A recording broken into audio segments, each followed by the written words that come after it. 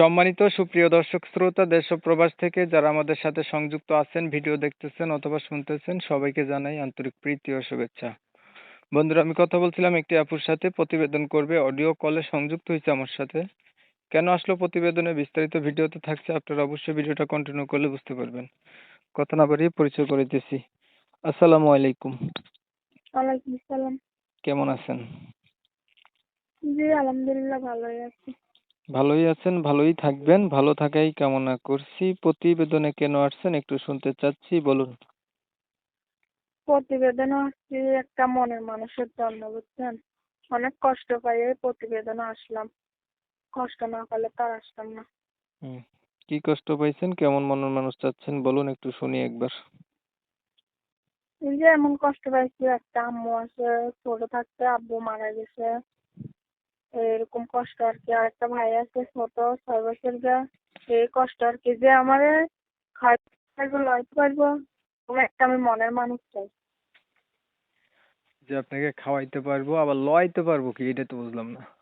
খাওয়াইতে পারবো এটা বুঝলাম। খাওয়ালো তো বড় কথা না, যে আমার মনের মতন হইব, তারে আমি আপন কইরা নিব।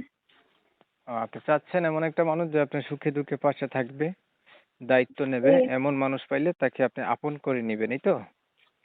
এই- পরিবারে আছে কে কে বর্তমানে? এই। বর্তমানে আপনার পরিবারে আছে কে? বর্তমানে আমার পরিবারে আছে আমার আম্মু, আর একটা ছোট ভাই আছে, 6 বছর। আম্মু, ছোট এই ভাই আর কি। আছে। এই, জি। আচ্ছা। আপনার বয়স কত? আমার বয়স ভাইয়া 18। কি করেন আপনি? জি। আপনি করেন কি? এই যে বাসা বাড়ি কাজ করি। মেশিনের কাজ করতাম আগে, মেশিনটা নষ্ট হয়ে গেছে, এই জন্য আর কি বাসা বাড়ি কাজ করে খাই। আচ্ছা, পড়াশোনা কিছু ঘর জানেন? জানি অল্প, অত জানি না, আরবি জানি আর কি, অল্প জানি। আচ্ছা, আপনার বিষয়টা আমি ক্লিয়ার করে দিচ্ছি দর্শকদের জন্য। প্রিয় দর্শক শ্রোতা, শুনছিলেন এই সুইট মিষ্টি আপুটি দেখতে চমৎকার সুন্দরী, ছবি পাঠাইছে, সেটা অনুসারে বলছি। আর ওনার ভয়েস অনেক সুন্দর। উনি চাচ্ছে একটা ভালো মনের মতো মানুষ ওনার পাশে থাকবে, ওনার দায়িত্ব নেবে, এমন পাইলে জীবন সাথী করবে। বলে রাখা ভালো, ওনার পরিবার ওনার বাবা নাই, মাকে নিয়ে, ছোট ভাইকে নিয়ে উনি থাকে। বয়স 18 বছর, এখনো বিয়ে হয় নাই। তো আপু, ধরেন আপনি এমন একটা মানুষ পাইলেন, মানুষটার বয়স একটু বেশি হলো, দেখতে কালো হলো, আগে বিয়ে করছে, এমন হইলো, তখন আপনি কি করবেন? কালো ফর্সা দিয়ে তো এটা কোনো বড় কথা না ভাইয়া।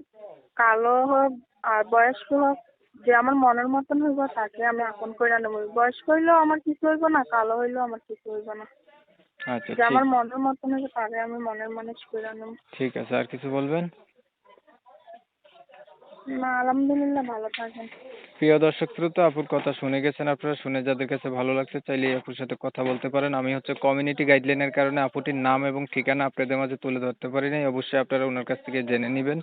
আর যদি ভিডিওটা ভালো লেগে থাকে, ওনার জন্য একটা লাইক দিবেন, একটা শেয়ার দিবেন, ইমো মেসেঞ্জারে ছড়াই দিবেন। আপনাদের মতামতগুলো আমার কমেন্টে জানাই দিবেন। চ্যানেল যদি ভালো লাগে সাবস্ক্রাইব করে রাখবেন।